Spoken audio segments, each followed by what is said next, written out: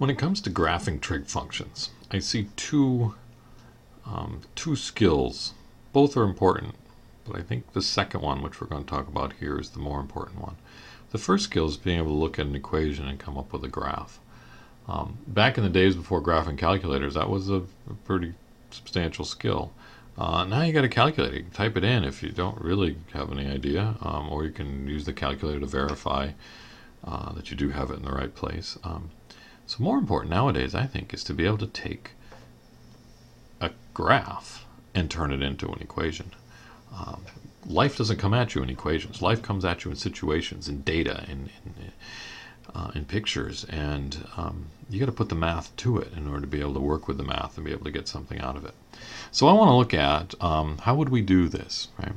Well, I'm looking at this graph thinking, well, it looks like a sine curve or a cosine curve.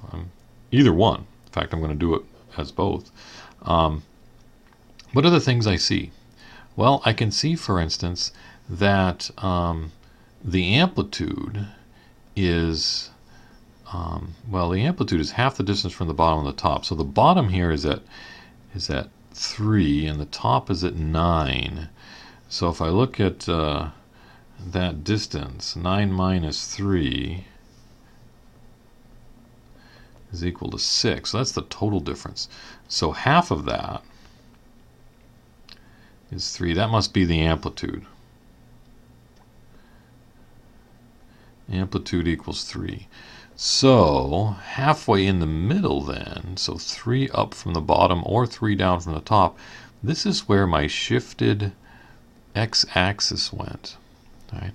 Now when I think about all the transformations, there's horizontal shifting and squeezing and stretching.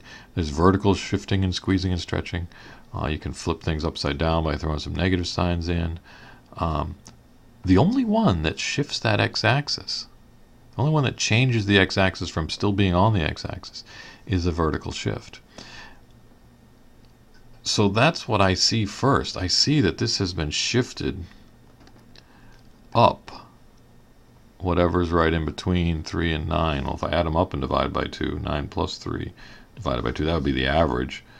So that'd be 12. That's 6. Well, I guess I can see that. That's at 6. There's a vertical shift up of 6. So I can see the amplitude, I can see the shift, I can see the period. Now it actually works easiest for me either looking bottom to bottom or top to top, that the middles aren't quite as obvious to me. You might be able to see the little dots in there that I drew for myself as I was sketching the graph in ahead of time. But the point is, it's easiest, I think, to see the bottom. That is, the period now is determined from the lowest point here to the lowest point there. How far across is that, right? Well, it looks like, from the way I have this labeled, this is going from minus pi over 6 up to whatever that is. Must be 7 pi over 6. I said 6, although I wrote a 2. That's always odd. So here we go. I can just count the pi over 6's here. There's from here 1 pi over 6, 2, 3, 4, 5, 6, 7, 8 pi over 6. Which actually simplifies to 4 pi over 3. Right? Now, that information lets me calculate a number that goes into my formula. Right? If you think about what this is going to look like, let's do this as, let's say, a sine curve. Right? I'm going to do it as a cosine curve as well. If I think of this as a sine curve, it's got amplitude 3, so I'm going to have a 3 sine of something, right? It's been shifted up 6, so I have to say plus 6 on the outside. Now inside, there's going to be a coefficient here which determines how much squeeze there is, and then an x minus or an x plus something depending on the horizontal shift. Now the shift is going to depend on whether we call it a sine or a cosine. Well, I'm calling it a sine, so I'm thinking of my sine curve as starting right here on that midline and then going upwards. So it looks to me like I'm thinking of that with a shifted y-axis over there. It's like, well, what is that? Well, that's pi over 6 to that way. So I need a minus pi over 6 in there. But what's the period? The period is this. It's calculated by 2 pi divided by b. And the b is the number that goes right here. So to calculate b, I'm going to say b equals 2 pi divided by, so multiply by b, divided by the 4 pi over 3. Which when I divide by that fraction is 2 pi times 3 over 4 pi. Pi's cancel out. And I've got 3 over 2, I think. The 2 and the 4 cancel out. So the number that goes in there is 1.5, or 3 over 2. So there is my equation that I have for this graph as a sine curve. If I think of it as a cosine curve, it still has amplitude 3. It's still shifted up 6. It still has the same period, so this is still 3 over 2. The question is, what's the shift? What's the horizontal shift? Well, the cosine curve starts at its highest point. That is, where it hits the y-axis is at its highest point. So we need a shifted y-axis to be at its highest point. And I can see it either here or there. Any one of them works. Let's just take this one here. If I think of this as a, I'll do this in a different color, in green here. If I'm thinking of the cosine curve, I'm thinking of that y-axis now has been shifted over to here. And so I'm up 3 right there. That's my amplitude. So that would be at pi over 2. So if I'm going to be thinking of this as a shifted cosine, then my shift there is pi over 2. There are some people that actually do this with some minus signs as well. That is, you can turn it upside down. If I think of this as an upside down sine curve, it's still shifted up 3. It's up 6. It's still got amplitude 3, but upside down with a minus sign there. Oops, I said sine. The period is still 4 pi over 3, so I need a 3 over 2 here.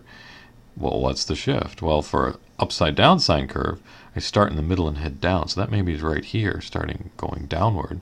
So what is that one right there? That's 1, 2, 3 pi over 6s, so that's a pi over 2. But plus, because it's shifted to the left. Right? So there's an upside down sine. Or we could do it as an upside down cosine. Oops, okay, it's still blue. It's still shifted 6. It's still amplitude 3, but upside down now. It's still the same period, so that number's still the same. But what's the shift? Well, upside down cosine is going to start at its lowest point and then head up. So the upside down cosine looks like it's shifted back pi over 6, so let's throw plus pi over 6 in there. Right? Any one of these things is a description of this graph. It just depends on, do you want to think in terms of sine, or do you want to think in terms of cosine? Do you want to think in terms of right side up, or do you want to flip it upside down with that minus sign out in front? Okay. I'm going to do one more for you here. We'll go through it pretty quick because it's very similar. Here's another one. Just want to show some things. I've labeled my axes here a little differently now. Let's call this a cosine curve. What I need to look for, I need to find the amplitude. The amplitude is going to be halfway between the lowest point and the highest point. So that looks like a difference of 40. So the amplitude is going to equal 20. Amplitude equals 20. Right? The center between the minus 10 and the plus 30, the center line here looks like it's up at 10. So there's a vertical shift of 10. And the amplitude is 20. I'm thinking of this as a cosine curve. In here I need to know what the horizontal shift is and what the b value is. Well, the horizontal shift, if I'm thinking of this as a cosine, I'm going to start at the top. Cosines start at the highest point, so either here or there. Actually, I don't know what it matters. It's either a shift of 6 this way or a shift of 10 that way. Either one. I'll go with a 6 here.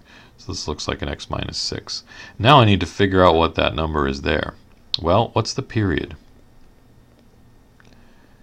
Period. Well, the period starts at negative 10 and goes up to 6. So is that a period at 16, it looks like? Well, then what's b? b is going to be 2 pi divided by 16, which is going to be pi over 8. So the number that I need right here is pi over 8. There you go. Let's just do it as a sine while we're here. It's still shift of 10, still amplitude 20, but I'm calling it a sine curve. Period's still the same, so this still's got to be a pi over 8. But what's the shift now? If I'm thinking of that as a sine curve, it's going to start at its middle value and go upwards. That's the way sines start. So that looks like it's been shifted over 2. X minus 2. Okay. There you go. Find the vertical shift. Find the amplitude, as in half the distance between the top and the bottom. Find the period, divide that into 2 pi in order to get b, and then decide, is it a sine or a cosine? If it's a sine, figure out what the shift is to get to the middle, from the y-axis over to the middle.